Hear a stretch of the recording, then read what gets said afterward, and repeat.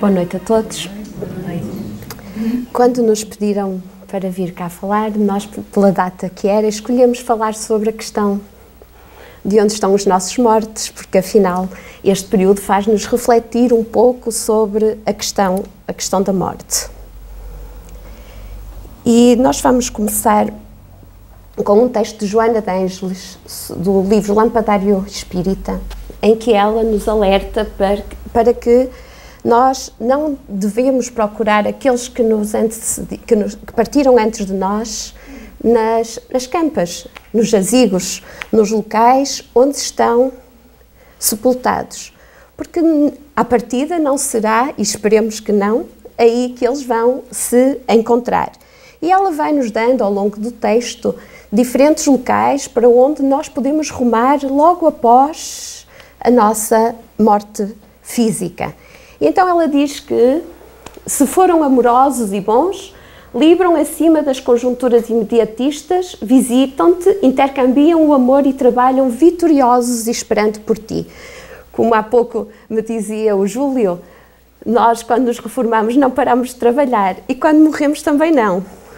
Se nós tivermos a oportunidade de ter uma morte que nós preparamos com cuidado, esse trabalho vai continuar e provavelmente em muito maior escala do que aquele que nós estamos habituados a ter aqui na Terra.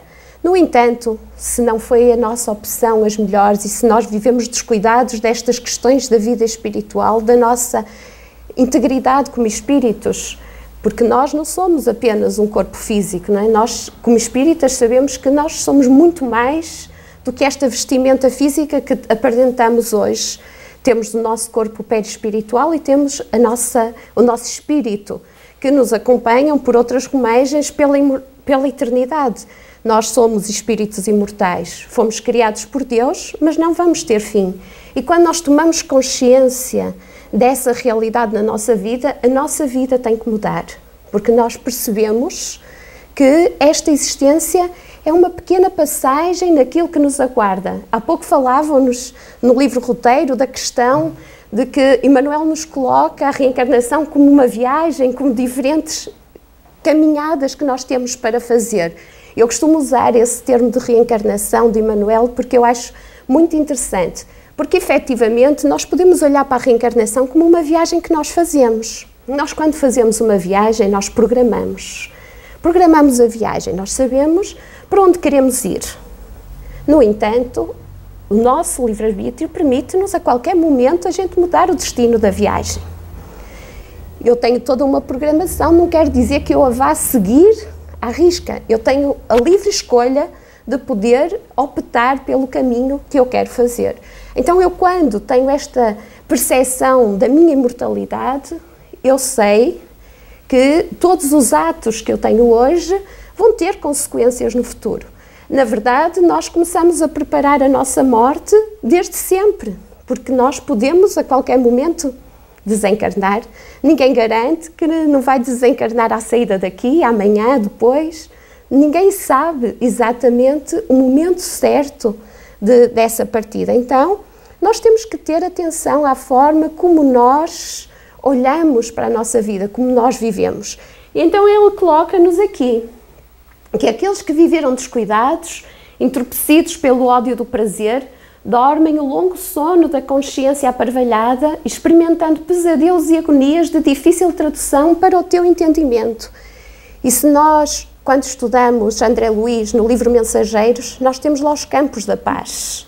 Eu confesso que, de certo modo, aquilo mexe muito connosco. E não é só André Luiz. Pegamos no livro Tormentos da Obsessão e vamos ver aquele sanatório Esperança, onde os espíritas são acolhidos e muitos deles estão em estado comatoso, vivendo este sono, experimentando pesadelos e agonias. Porque, apesar do conhecimento espírita, foi um conhecimento que não mudou a sua forma de ser, de estar e de viver. E nós temos que refletir sobre isso. Nós temos ainda um outro lugar em que podemos estar, diz-nos a Joana de Ângeles. Se jornearam a distritos em piedade e atados ao erro deste ou daquele teor, sofrem e fazem sofrer, procurando no próprio lar ou em outras mentes de fora do ninho doméstico, com as quais se afinam intercâmbio inquietante e enfermiço. Então nós podemos não ficar nesse estado de torpor, mas por ódio, por vingança, ainda fazermos mais, perseguirmos, continuarmos a querer porque estamos infelizes, desejamos que os outros continuem felizes. Então, na verdade, nós não mudamos só porque morremos. Não é? Nós vamos continuar a ser aquilo que nós somos enquanto seres vivos. Porque, na verdade, só perdemos a nossa vestimenta. E é isso que nos diz Kardec no livro A Gênese. Sendo o corpo exclusivamente material, ele sofre as influências da matéria. Depois de funcionar algum tempo, ele desorganiza-se e decompõe-se, o princípio vital, não achando mais o elemento da sua atividade, se extingue e o corpo morre. O espírito, para quem o corpo, privado de vida, é doravante sem utilidade, deixa-o como se deixa uma casa em ruínas ou uma veste fora de serviço. E nós vemos que nós podemos deixar o corpo de várias maneiras. A forma como nós morremos também vai ter alguma influência na maneira como nós despertarmos. No entanto, aquilo que nós dizemos há pouco, esse momento para a morte, ele começa desde o momento que nós nascemos. A vida começa a aparecer desde o momento em que se agregam as células para a mecânica de viver. Vida e morte são termos da mesma equação de existir. Aquilo que nós dizíamos, nós não vamos mudar muito aquilo que somos. Nós trouxemos este quadro, que eu considero como o ciclo da vida, digamos. Nós, como espíritos, vivemos, reencarnamos, desencarnamos, voltamos ao mundo espiritual e voltamos de novo. Muitas coisas podem acontecer neste ciclo, não é? Quando a gente reencarna após o nascimento, nós podemos o quê? Estagnar ou evoluir. Nós sabemos que o espírito não retrograda, ele não anda para trás. Aquilo que nós conhecemos, aquilo que nós adquirimos é nosso. Nós podemos ter um corpo físico que não permite que nós podemos expandir tudo aquilo que nós somos, porque ele não permite. Por exemplo, eu posso nascer num corpo deficiente e não conseguir expor toda a inteligência que eu tenho em mim, porque o corpo não permite que eu manifeste aquilo, mas eu não vou perder esse conhecimento.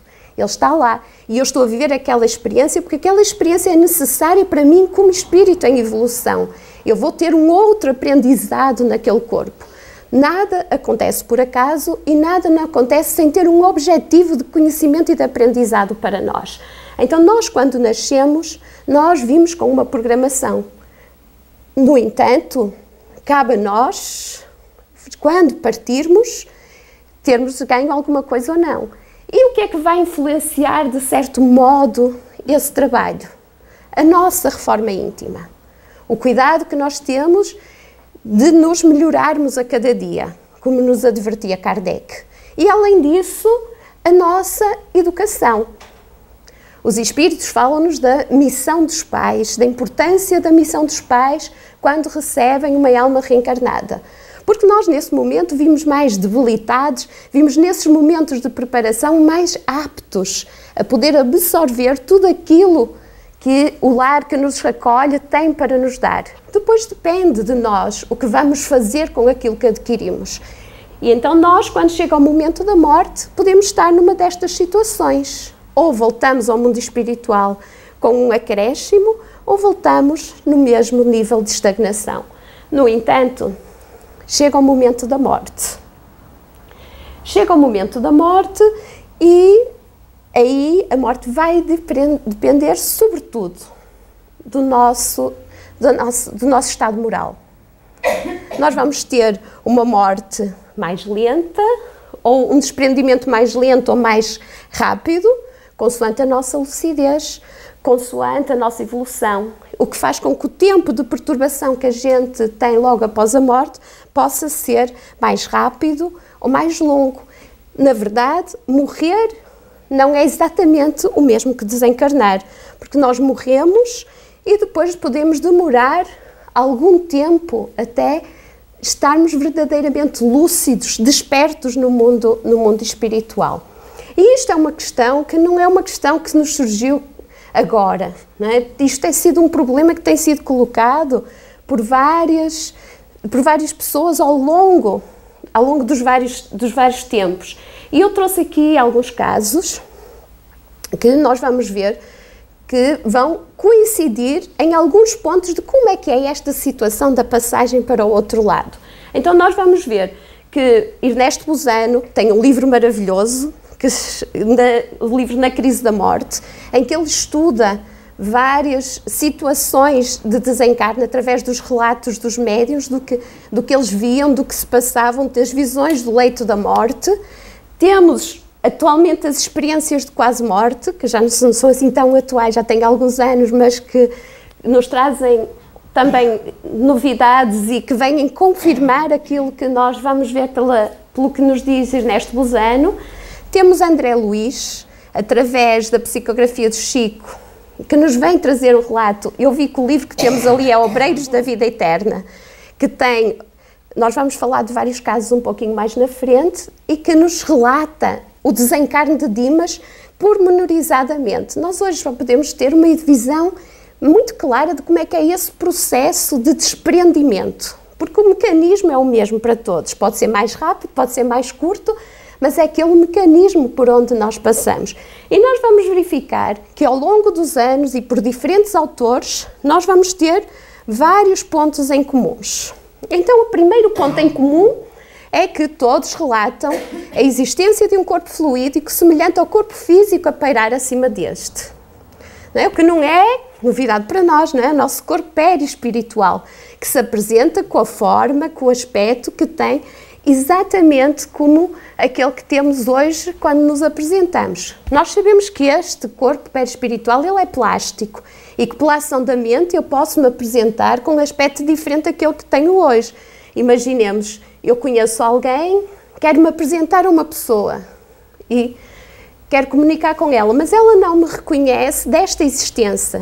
Ela conhece-me de uma existência anterior, então a imagem que ela tem de mim não é a imagem que eu tenho hoje. Então eu posso, pela ação da minha mente, modificar e apresentar-me com o aspecto pelo qual ela me conhece. Então nós sabemos que isto é um facto que tem sido relatado, inclusive por médiuns não espíritas em estudos nos Estados Unidos, da existência deste corpo fluídico semelhante ao nosso corpo físico. E isto não só nas experiências de quase morte, eles têm as experiências fora do corpo, em que também se vê este corpo espiritual manifestar-se, sair e ser visto. A presença de seres espirituais a recebê-los, seres de luz, familiares desencarnados. Qualquer um destes relatos falam da presença de familiares ou espíritos amigos que vêm receber aqueles que estão a chegar. A visão retrospectiva da vida atual. Nós vamos ver que este é um relato muito comum em todos os casos. Por norma, em breves momentos, nós vemos os momentos marcantes da nossa existência. Aquilo que nos deixou verdadeiras marcas emocionais, psíquicas e espirituais na nossa vida. E depois uma coisa interessante, não é? É esta analogia que eles nos trazem entre o mundo espiritual encontrado e o mundo terrestre que acabámos de deixar. Então, é muito interessante nós verificarmos que o que é que nos espera não é tão diferente do local em que nós vivemos. Eu penso que quando André Luiz nos traz o nosso lar e nos fala de um lugar com ruas, casas, hospitais, materializa-nos o mundo espiritual, torna-nos muito mais fácil, muito mais seguro, muito mais confortável para nós pensar como é que é chegar do outro lado. Então, nós agora trouxemos um texto de Manuel Filomeno de Miranda, do livro Temas da Vida e da Morte, em que ele nos diz que morrer e desencarnar não são exatamente a mesma coisa. Morrer do ponto de vista espiritual nem sempre é desencarnar. A morte é o fenómeno biológico, término natural da etapa física, que dá início a novo estado de transformação molecular. A desencarnação real ocorre depois do processo da morte orgânica, diferindo em tempo e circunstância de indivíduo para indivíduo. A desencarnação É o fenómeno de libertação do corpo somático por parte do espírito, que por sua vez se desimanta dos condicionamentos e atavismos materiais, facultando a si mesmo liberdade de ação e de consciência. E nós vamos ver, vamos usar os exemplos para ser mais fácil nós entendermos isto. Eu tinha dito que temos ali o livro Obreiros da Vida Eterna, então nós vamos ver aqui 4 pequenos casos, todos eles de espíritos que vão partir numa situação muito favorável, todos eles espíritos bons, dedicados, que trabalharam pelo bem e que vão ter um desencarne bastante diferente. Vamos começar pelo caso do Dimas, e vocês podem ver na internet, na TV Mundial de Espiritismo, tem um mini vídeo de 8 minutos que mostra de uma forma, em cinema, todo este processo do desencarne do Dimas. E nós dizíamos que o tempo de separação, desde que nós morremos até ser cortado, o nosso cordão prateado pode variar. No caso do Dimas, ele demorou até ao dia seguinte. Após a separação do corpo físico, não é? Quando ele sai, o seu corpo espiritual fica paralelo ao seu corpo físico, a sua mãe, ele faz uma prece, a sua mãe vem recolhê-lo e ele fica aconchegado pela sua mãe, e esse cordão prateado só é cortado no dia seguinte e ele vai assistir ao seu enterro físico. E isso, no caso do Dimas, era importante. Era importante em caso de alguns de nós, para nós nos consciencializarmos de que efetivamente desencarnamos. Acontece, inclusive, nos trabalhos mediúnicos, nós vemos que muitos espíritos chegam na situação de nem sequer saber que já morreram, porque eles continuam a pensar, a sentir, a viver como viviam antes. E uma das técnicas usadas pelos doutrinadores é precisamente levá-los ao momento do seu enterro, para eles verem o seu corpo se descer à terra. E isso ajuda a que eles entendam, muitas das vezes, que já passaram por essa situação. Mas dizem-nos os espíritos que isso também, esse acompanhamento da equipa de desencarne até ao momento do sepultamento, é muito importante por causa do fluido vital que ainda resta naquele corpo, para que ele não seja atacado por espíritos vampirizadores. É uma forma de proteção para esse corpo. No caso do Dimas, ele vai acordar no dia seguinte, quando ele verdadeiramente desperta, já na casa transitória, e apesar de toda a sua preparação, ele vai ficar muito abatido, porque ele vai ter muitas saudades do lar e da esposa, e ele começa a voltar a ter os sintomas da doença que o vitimou. Ele vai morrer com uma cirrose hepática e ele começa a ficar muito perturbado, exigindo a ação no mundo espiritual de passes por parte da equipa que o está a acompanhar, para que ele retorne ao seu estado calmo e pacífico. Nós vemos daqui a importância de nós também prepararmos não só a nós, mas a nossa família para esse momento. E vamos ter isso refletido no caso de Fábio. O Fábio ele foi desligado 1 hora logo após ele ter morrido. O seu cordão foi cortado quase automaticamente. E ele tem uma facilidade porque ele preparou toda a sua família para este momento da partida. Ele trabalhava desde sempre em casa, nós vamos ler isso no livro, com o culto do Evangelho no lar. Então, quando se dá o momento da partida, ele está muito mais tranquilo, a família está tranquila, porque sabe que ele que não morreu. Na verdade, vamos pensar, né? Quando nós temos um familiar que a gente gosta muito e que nós amamos, mas que por motivos profissionais, por motivos outros, vai ter que ir viver para um outro país, nós não ficamos totalmente desolados. A morte não é mais do que isso, não é? Há alguém que parte para uma outra dimensão, mas que não deixou de existir. Não temos o Skype e isso para podermos ligar assim com a mesma facilidade, mas temos as reuniões mediúnicas que de vez em quando podem nos trazer alguma informação e nós sabemos que eles estão lá e isso para nós é um consolo muito grande. Temos o caso do Cavalcante. O caso do Cavalcante tem que nos pôr a refletir em algumas situações, sobretudo a questão da eutanásia, né? Porque o Cavalcante, ele não se tinha preparado ainda para partir e ele não queria morrer, né? Ele está no hospital e ele continua agarrado ao corpo físico e ele não quer deixar aquele corpo. De tal forma que ele quase já entra em degradação física, o cheiro dele começa a ficar pútrido, o médico pensa, e nós vemos, por acaso é triste o texto que nos leva, a conversa entre o padre e o médico, quando ele já está bastante doente e está assim nessa situação em que ele cheira mal, e eles dizem, porque é que ele não parte logo, ele está morto-vivo.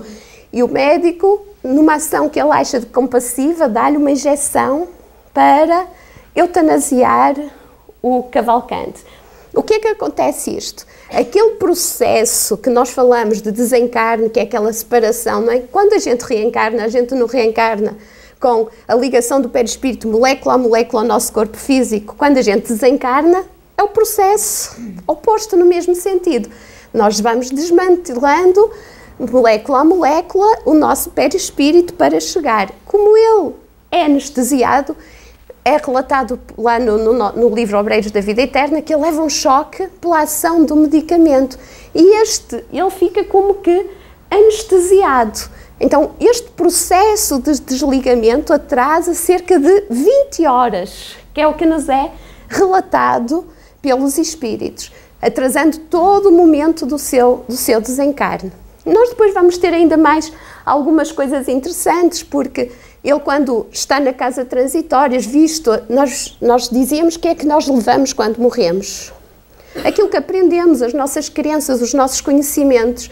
E ele começa a ter pesadelos no mundo, já na casa transitória. Como ele tinha tido uma formação católica muito forte, ele começa a achar que são demónios. E essas crenças começam a perturbá-lo bastante. E aí, mais uma vez, ele tem que ser tratado com recursos magnéticos para se poder acalmar. E depois temos um caso maravilhoso que é o da Adelaide. Né? A Adelaide tem aquele desencarne que todos nós gostaríamos de ter. Não temos em nós a luminosidade que a Adelaide tinha quando ela desencarna. Porque aquele processo que nos é descrito no caso de Dimas, com a separação, primeiro a paralisação de parte todo o desmantelamento do nervo vago, depois os diferentes plexos a serem desconectados, tudo isso que é feito pela equipa que vem trabalhar no desencarne, no caso da Adelaide, é ela própria que faz. Tal a lucidez desse espírito quando morre. A única coisa em que Jerónimo tem que intervir com a equipa é no corte do cordão prateado. E o único trabalho que eles tiveram, que eles contam, era conseguir acalmar os trabalhadores, porque ela era professora numa escola espírita. Ela estava ligada a uma associação espírita e toda a sua vida foi de dedicação a crianças e órfãos. E então eram os colaboradores que não estavam a deixá-la partir. Então nós vemos Adelaide a ir consolar as pessoas que estavam ali no seu velório.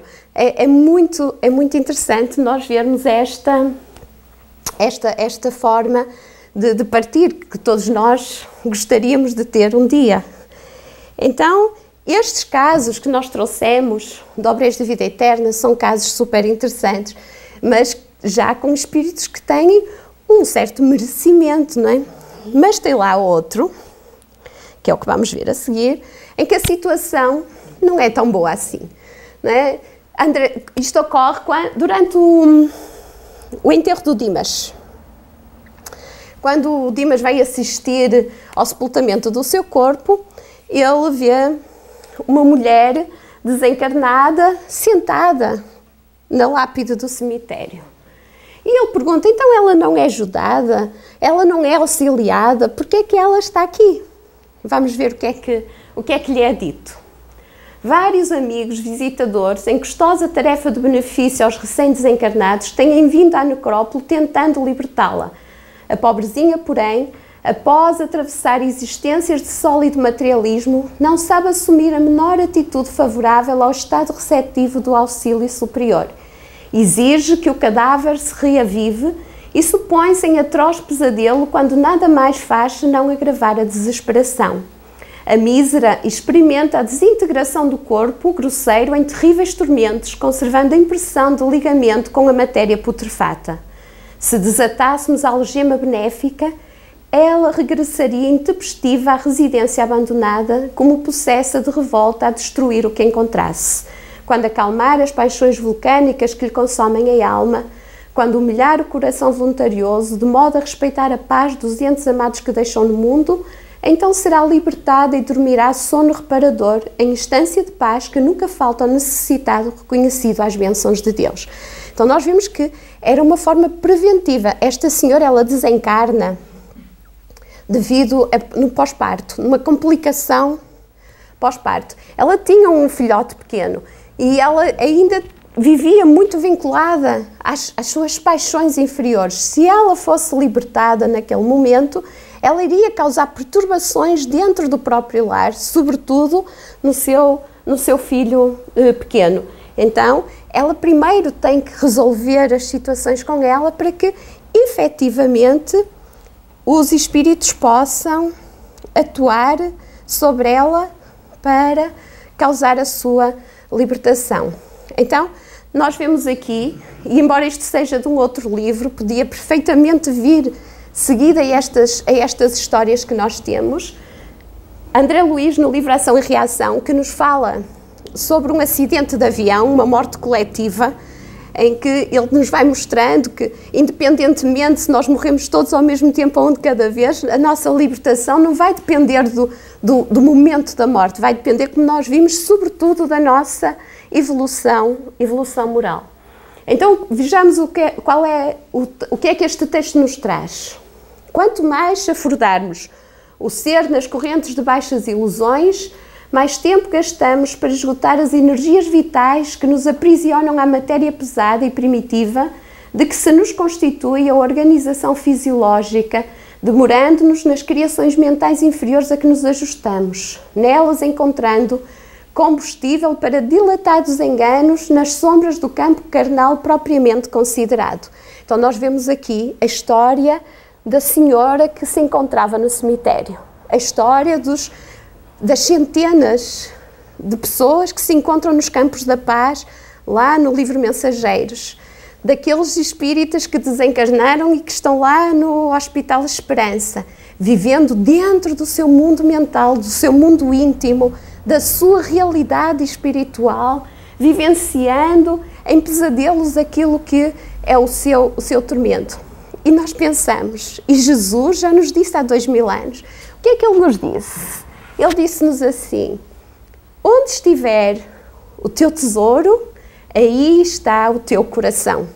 Jesus trazia-nos coisas em pequenas frases tão simples e que resumiam tudo aquilo que hoje os Espíritos nos vêm trazer de uma forma muito mais grandiosa para nós entendermos de forma mais clara.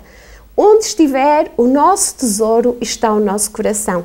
E esta é uma questão que nós devemos colocar a nós próprios todos os dias. Onde é que está o meu tesouro? Se eu desencarnasse agora, o que é que motivava o bater do meu coração? O que é que motivava o meu ser? Para onde é que eu queria ir? Onde é que está esse tesouro? Onde é que eu coloco as minhas ambições, as minhas aspirações? Nas paixões da vida terrena, nas coisas. Hoje nós líamos uma história daqueles vários casos que Kardec nos traz de um espírito que ainda, ele falava da necessidade que ele ainda tinha de ver o seu ouro, de estar perto dos seus bens. Quantas pessoas vivem agarradas à família, aos bens, às coisas terrenas? É muito difícil, sem dúvida, o desencarne numa situação destas, porque eles vão estar onde está o seu tesouro. No entanto, é-nos contado uma outra coisa. E quanto mais nos submetemos às disciplinas do Espírito, que nos aconselham equilíbrio e sublimação, mais amplas facilidades conquistaremos para a exoneração da carne em quaisquer emergências de que não possamos fugir por débitos como traídos perante as leis. Assim é que morte física não é o mesmo que emancipação espiritual. Muitas das vezes nós já podemos viver na Terra um pouco como se estivéssemos desencarnados. E a verdade é que devia ser assim que nós devíamos viver, não é? Quando a gente vai lá no Evangelho segundo o Espiritismo e vemos aquele capítulo fantástico que nos fala sobre o ponto de vista, não é? O que é que ele nos diz? Que quando a gente olha para as coisas numa visão mais terrena, tudo tem um tamanho gigante. Eles fazem aquela comparação de quando a gente caminha na cidade. A gente, quando caminha na cidade, os prédios são grandes, tudo é enorme, tudo tem uma dimensão imensa. Mas quando nós temos a outra visão, quando nós entendemos o quanto transitória é esta existência, nós olhamos como quem viaja de avião, não é? E olha, e as casinhas são tão pequenas, os problemas são tão pequenos. A vida torna-se muito mais fácil, porque nós começamos a entender a nossa imortalidade. E é nesse sentido que nós temos que pensar que essas são as razões porque nós não devemos temer a morte, não é? Ou, por outro lado, devemos ter um temor ainda maior, porque nós sabemos como é. Na verdade, é isto que nos diz Kardec no Céu e Inferno. Ele diz que os espíritas não devem temer a morte porque ergueu-se o véu, o mundo espiritual aparece-lhes na plenitude da sua realidade prática. Os relatos, eu costumo dizer que para o comum de nós, que não somos médiuns ostensivos, nós já começamos a ter uma visão maravilhosa do que é que pode acontecer depois. Mas então com aqueles que têm a particularidade de ser médiuns ostensivos, que sentem a presença dos espíritos sofredores, não podem dizer, eu não sabia como é que é, eu não sei o que é que eles passam, porque eles sentem as dores, ouvem os relatos. Então, torna-se ainda mais real esta realidade. A vida futura deixa de ser uma hipótese para ser uma realidade. Não há só esperança, e sim a certeza que os conforta. Não há dúvidas de que nós vamos existir depois da morte. Isso para nós não é sequer colocado como questão. É uma certeza absoluta. Sem a dúvida do futuro, desaparece o medo da morte. Sabem que a vida futura é a continuação da vida terrena em melhores situações. Então, perante isto, como é que nós nos devemos comportar perante os mortos? Eu tinha trazido o texto de Conduta Espírita, mas depois decidi voltar à Joana. Seja qual for o roteiro por onde transitaram aqueles teus afetos para além da carne, ora por eles, pensa neles com bondade e amor. Nós vimos isso nos casos que vimos antes. Vimos o caso do Dimas, que ficou perturbado porque a família, com a angústia, com a saudade, começou a chamar por ele, a viver aquela angústia, e isso perturbou-o lá na casa transitória. O caso de Fábio, a que a família ao longo do tempo foi-se preparando, eles conseguiram serenamente aceitar a sua passagem. Então, é a nossa obrigação, sabendo isso, quando perdemos alguém querido, ninguém vai dizer assim, não vai doer. É mentira, dói, não é? A separação física dói. Aquilo que dizíamos há pouco, alguém querido que vai viajar para outro país dói. A gente não está junto, não pode abraçar, não pode estar perto, está longe. Mas a gente sabe que está bem, então a gente fica tranquila. Então nós temos a obrigação de orar por eles, pensar nas coisas boas. Nós sabemos que quando a gente pensa, nós emitimos o nosso pensamento. Ele é matéria, nós emitimos vibração. Nós emitimos uma onda que vai chegar até eles. E essa onda vai ser positiva ou negativa, consoante aquilo que nós estamos a emitir. Então, cabe-nos a obrigação de pensar nas coisas boas, de emitir sentimentos bons para aqueles que partiram. Transforma as moedas que iriam adquirir flores e luzes frágeis demais para os atingirem, logo mais fanadas e mortas, bruxuleantes e sem lume, em leite e pães para débeis crianças escálidas, em caldo quente e reconfortante para velhinhos esquecidos nas sombras espessas da miséria, em medicamento refazente para enfermos em agonias e dores tormentosas, em agasalho para corpos em absoluta nudez, em oportunidade de trabalho para pais de família ou desemprego desassossegados, em meios honrosos para todos aqueles que seguem pelo teu caminho. Então nós vemos Como é que tem que ser o nosso? Qual é o caminho que nós temos? Caridade. A caridade em todas as suas formas. Caridade material, caridade moral. Essa é a forma de nós honrarmos os nossos mortos. E é isso que Joana de Ângeles nos traz aqui. Então, nós estamos a terminar, não é? E a questão que se coloca era, e se eu desencarnasse hoje, como é que seria o meu despertar? Uma boa pergunta. Deixa estar a melhor. Vamos ver o que é que eles nos respondem, que nós já sabemos a resposta, não é?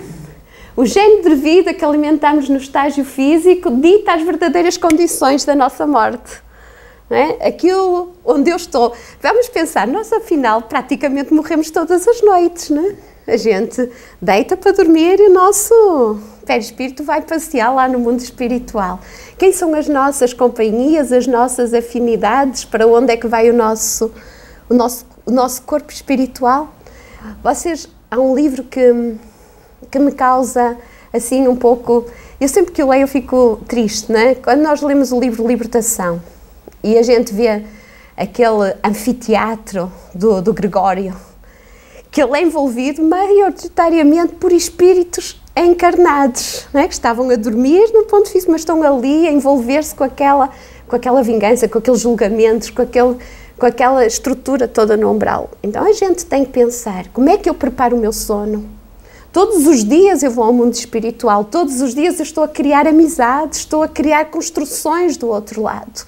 Então, vamos começar desde agora a preparar, afinal, o nosso retorno, que pode ser a qualquer momento. Cada ser desperta consoante viveu, vinculado ou liberto das paixões. Portanto, mais uma vez, eles vêm reforçar as nossas ideias. E Jesus já nos tinha dito, a cada um segundo as suas obras. Não adianta nada mais. O que vai falar não é o que a gente diz, é o que a gente faz, o que a gente pensa, o que a gente sente. A gente vive dentro de um determinado mundo nosso, só nosso, o nosso mundo mental. A gente pode conhecer muito bem o outro, mas nunca vai conhecê-lo integralmente, porque a gente não sabe o que pensa, não sabe em que... Lembram-se daquele reclame, acho que era da Danone, que aparecia aquela bolha a passear na rua, não é? Assim é que nós vivemos dentro das nossas bolhas. Nós não conseguimos penetrar a bolha do outro. A gente vai vivendo e essa bolha é a nossa bolha quando a gente parte. Eu li o livro da doutora Marlene Nobre, em que ela fala sobre estas questões da morte, do desencarne. E nós até tivemos aí um filme que dizia que nós pesamos 21 gramas, não é? Que é o peso que todos os corpos pesam quando morrem. Mas, na verdade, não é bem assim, não é? Porque o peso perispiritual, o nosso perispírito é matéria quintessenciada, é física. E ela vai ter o peso de acordo com a nossa evolução moral. Por isso nós não conseguimos ir para determinados estratos e esferas. Quando vamos lá temos que nos preparar como quando os astronautas vão à Lua.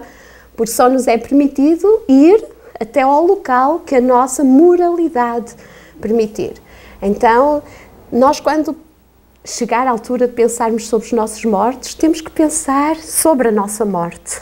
Temos que pensar sobre a nossa vida, sobre o que é que nós queremos, sobre o que é que nós desejamos, como é que nós estamos a nos orientarmos para esse momento que a todos vai chegar, não é?